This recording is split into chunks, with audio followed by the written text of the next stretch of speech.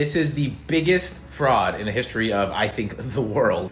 The thing in Minnesota, daycares, tens of millions, has nothing on this. I'm talking about almost 300 billion with a B, billion dollars spent on Aboriginal programs over the last 10 years, and nobody knows where it went. The communities are deteriorating. Life expectancy is down. Where is this money? So let's talk about this. Last year, the budget on indigenous programs, and I'm doing that in quotations for a reason, which I'll explain, was over $32 billion. Okay, for context, our national defense budget for the entire country, our entire national defense budget was $26 billion. We spent more on Aboriginal programs last year than the entire defense budget of the country. This is your money, by the way, your tax dollars.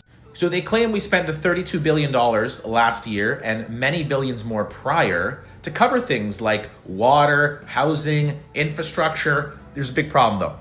We didn't cover any of that because these communities are still struggling with fresh water. They can't get clean drinking water. There's rampant crime, drugs, alcohol abuse, serious problems in these communities. They're so mad, they're taking back land with land claims, which we've all seen in British Columbia and all these other areas. So we spent $300 billion to do nothing for these communities, piss them off more, and have them come back and take land back.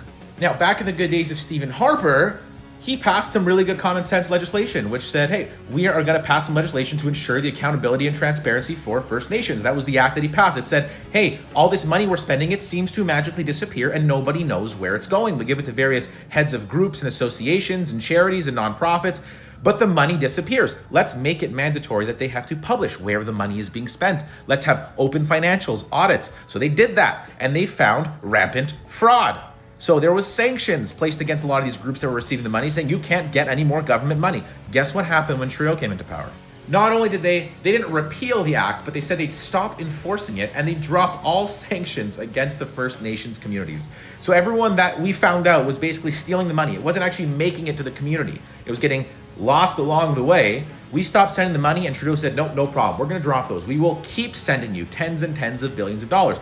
That should be investigated because why? Where is that money going? Whose pockets did it end up? We're not talking about $10 million, we're talking about almost $300 billion. That is massive. That is like 10% of our annual spending as a country across everything.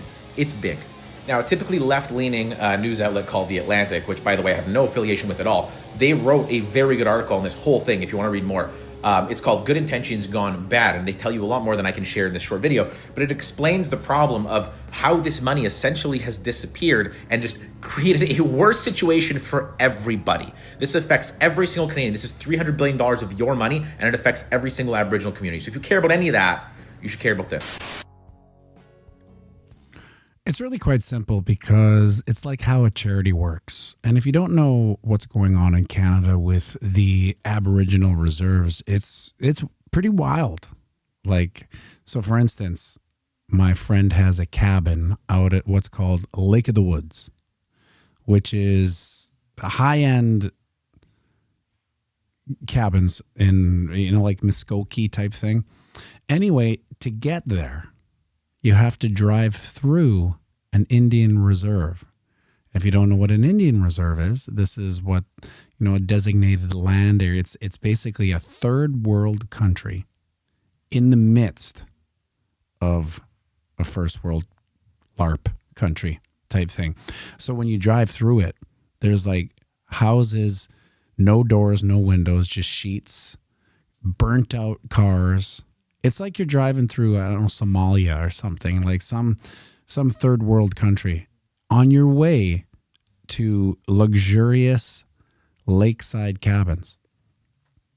And anyway, the way it's set up is just like a charity. So these NGOs or charities are set up to facilitate the money because they can't give the money directly to the reserve because one thing happens. It becomes a monarchy. And so you have some reserves that are just flush. They usually have a casino on it, but it's a monarchy. So you have like the chief. You have these reserve Indian chiefs. And then they're basically the money printer. And it goes down to their lineage. And then the chosen few. It's like their own corrupt little government going on there. So those are the ones that actually work. And then the other ones, they just never see the money. Like that reserve you drive through to get to the Lake of the Woods, there's no running water or plumbing. Like right, and it's only about 10 minutes from Kenora, which is like a small town, but it's like the hub of, and then all the lake country kind of goes around it. But it's a normal city. Not a normal city. It's like 40, 50,000 people, maybe tops. It's still, it's a dump. Don't get me wrong. But it's not an Indian reserve. But just to think that like 10 minutes away, there's people living with no water and no plumbing. And that's just the way it goes. So 300 billion going to there is just the greatest racket ever. And of course, it's a touchy subject because you have, the Canadian woke libtards, their intentions are pure. They want, the best for the disenfranchised, right? There's that saying, your compassion and empathy is a weapon in your enemy's hands. And so they just weaponize it to the bleeding heart-esque. Everyone wants, nobody wants people to go without water or plumbing. So when they hear about these initiatives from the government to, put water, like it's been about 20 years now. And they're like, it's part of every prime minister's platform. We're going to get water to the Indian reserves. Like it could be done so easily, but they have priorities. They have to give 22 billion to Ukraine first. Remember yesterday I said I wasn't going to do anything. It's just such a crazy world out there that it's hard to. And so some of these Indian reserves more west are flush, like in the BC and Alberta region, there's some flush reserves.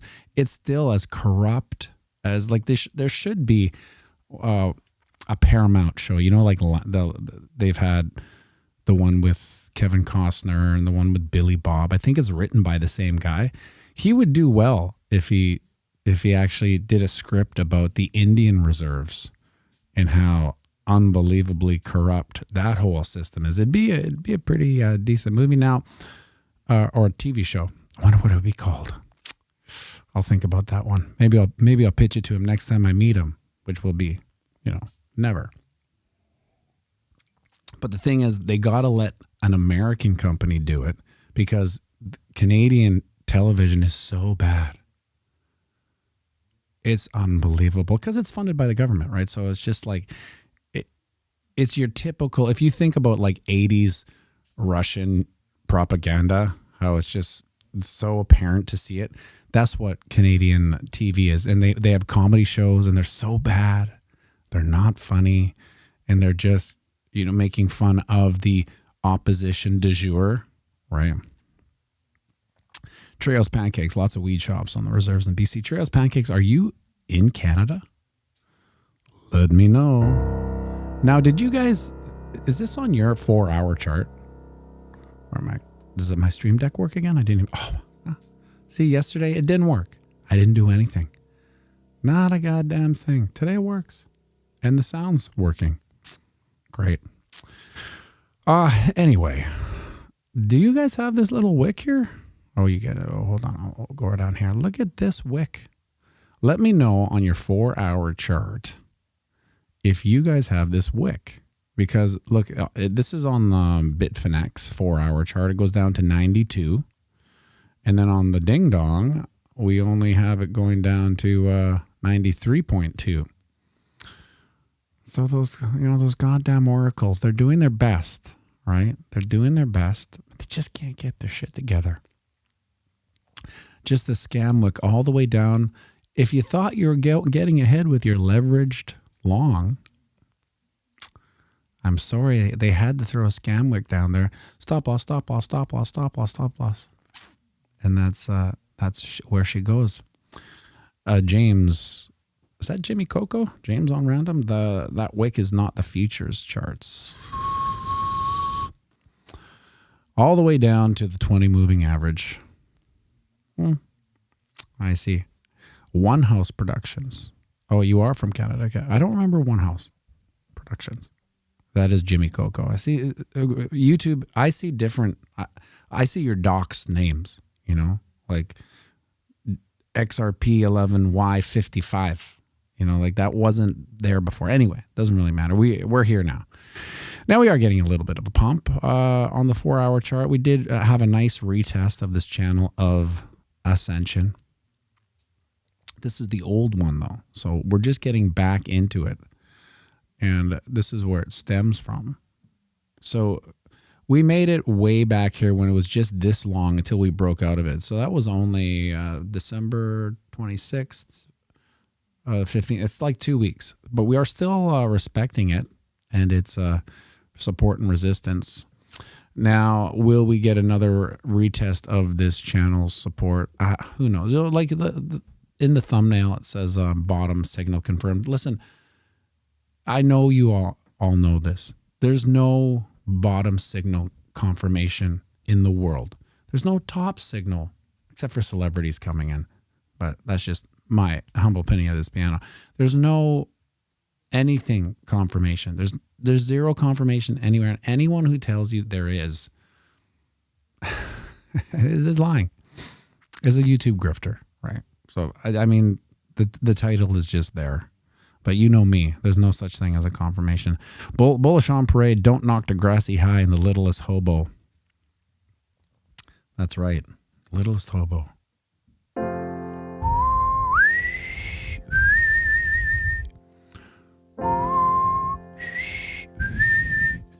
In case you don't know, we had a TV show called The Littlest Hobo in the 80s, made by our propaganda arm, the Canadian Boomer Corporation, funded by the state. It was about a crime-fighting German Shepherd, maybe, but he was a hobo. He didn't have a owner, master. He just went from town to town solving crimes. So he would show up at your town, and there'd be, you know, a bank robbery or something like that, and he would solve the crime. And then when you went to, it's like the end of Scooby-Doo. Hey, how did you know that the owner of the bank was the actual thief? They would say, oh, this dog. And they'd look around and he'd be gone. There's a place keeps on haunting me. Back to a place that's where I want to be. All this joint's on my friend that's taking a stand. Don't turn around, I'm gonna bone, I'm gone again. Maybe tomorrow you'll wanna settle down. Until tomorrow, I'll just keep moving on.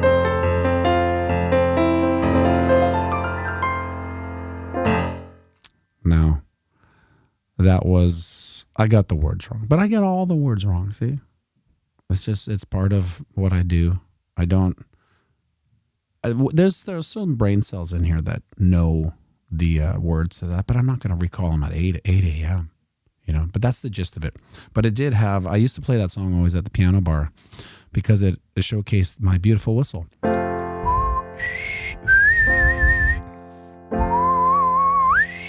It's a little high in the morning, a little windy too. We got this thing here. Anyway, trust me, it's a sweet whistle.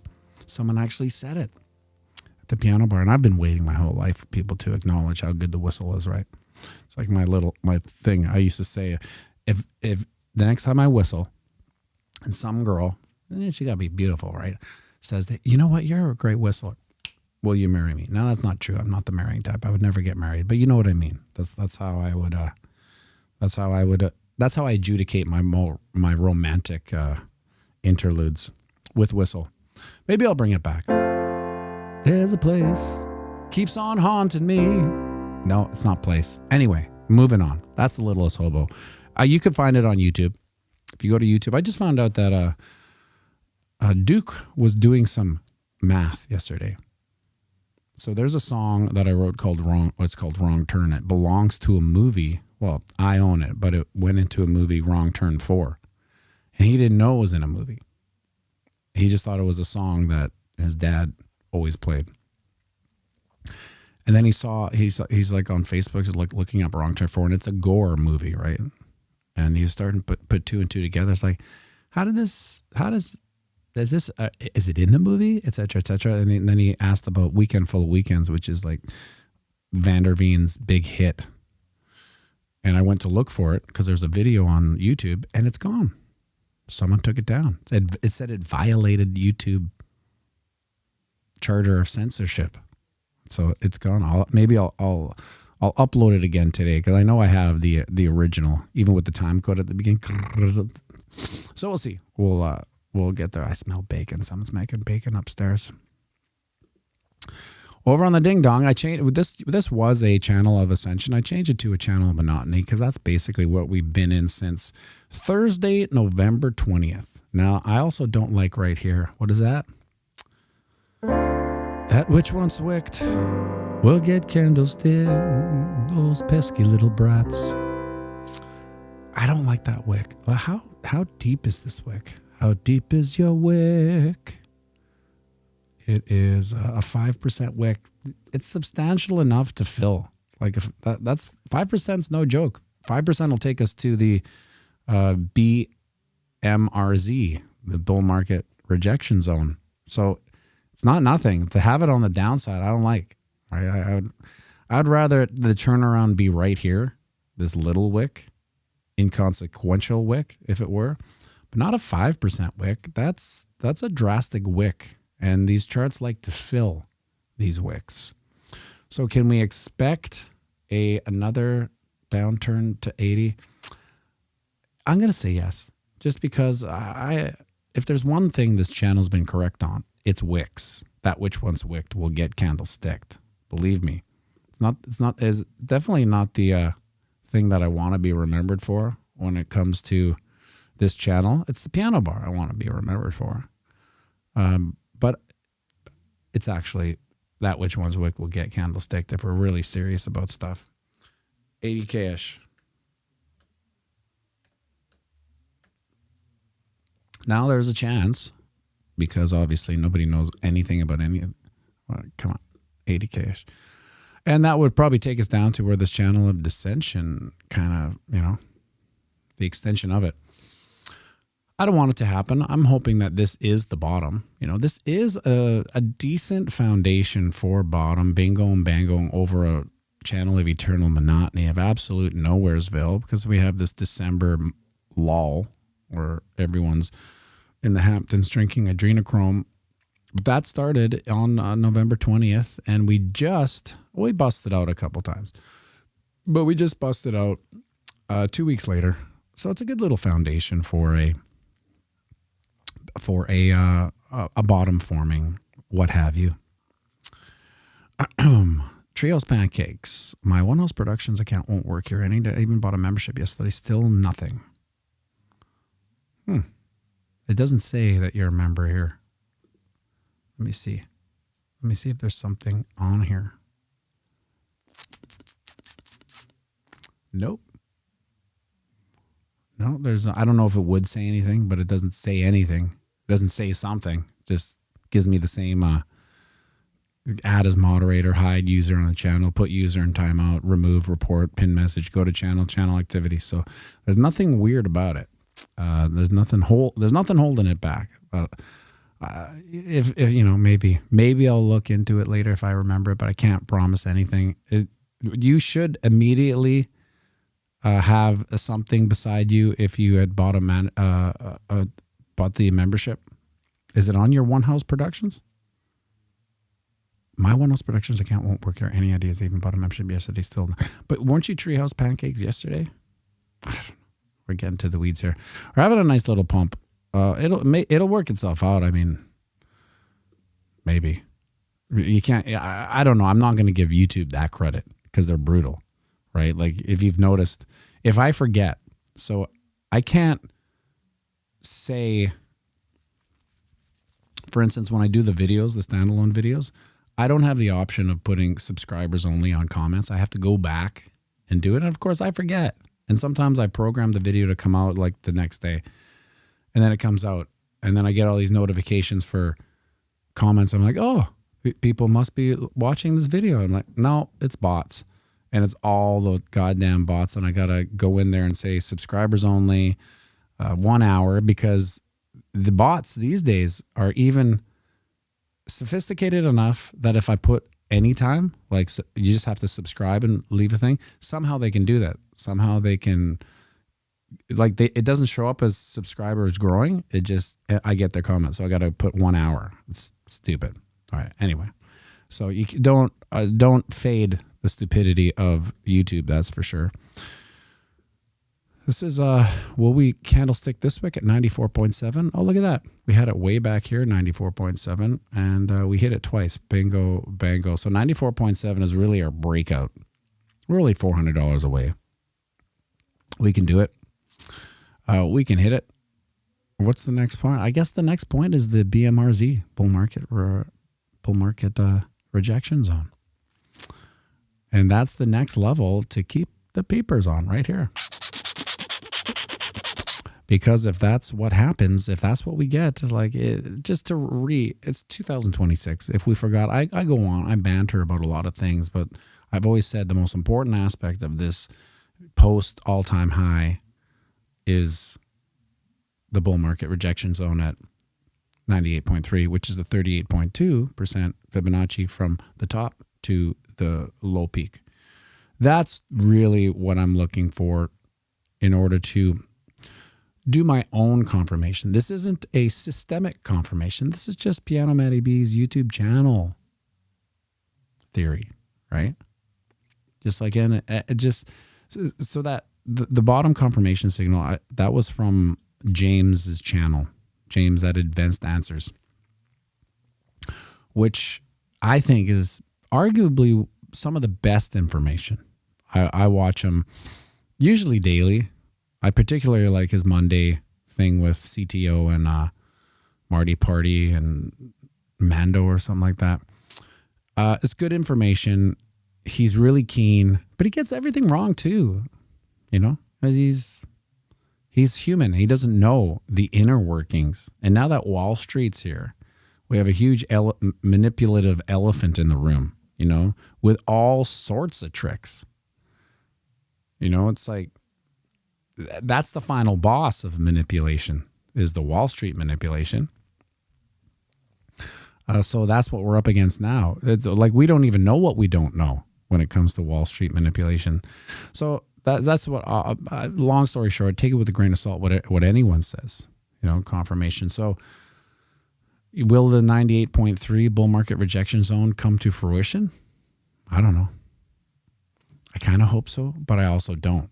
Right? I want to be wrong. I want to blast through it and keep going up. And I want the cycle to be broken. These are the things that I actually want. I want the cycle to be broken. I want the 4-hour or the 4-year cycle to be something that just coincided with coincidences and business markets ending and finishing all at the same time, pandemics, midterm election, all this stuff, right? I would like the 4-year cycle to be over. And although I say that now, I do appreciate the 4-year cycle because it's got great opportunities to accumulate Bitcoin at low price. If there's no 4-year cycle, you're probably, the exposure you have is the exposure you have, unless you DCA into the crisis. There, I brought it back to my new 2026 mantra. DCA into the crisis, which is what I do. $1 a day. I realized I did some Kager on $1 a day. $1 a day with a 50% Kager. Now, a 50% Kager is somewhat unrealistic moving forward, especially with 2025 being zero. We would have to have 100% Kager on 2026. So, for instance, for us to have a 100% Kager, we would have to go. Is this the monthly? Bingo. We'd have to close at 174, which is actually what I said would happen if we have all-time high to all-time high Kager of 8%. A lot of numbers coming here. But so my Kager video was from all-time high to all-time high, not bear market low to ultimate gain, so to speak. But there's a correlation between that. Even put that at 183K. Well, hey, it could happen. It could happen. things are getting wild. I mean, when I say DCAing to a crisis, I'm aligning it with the 4-year cycle of sorts, because it's all we know. I'm aligning the crisis with Q4, right? Maybe coming out of the summer into Q4, crisis exists and Bitcoin goes parabolic. E-money, does your DCA automatically deduct from your bank every day? No.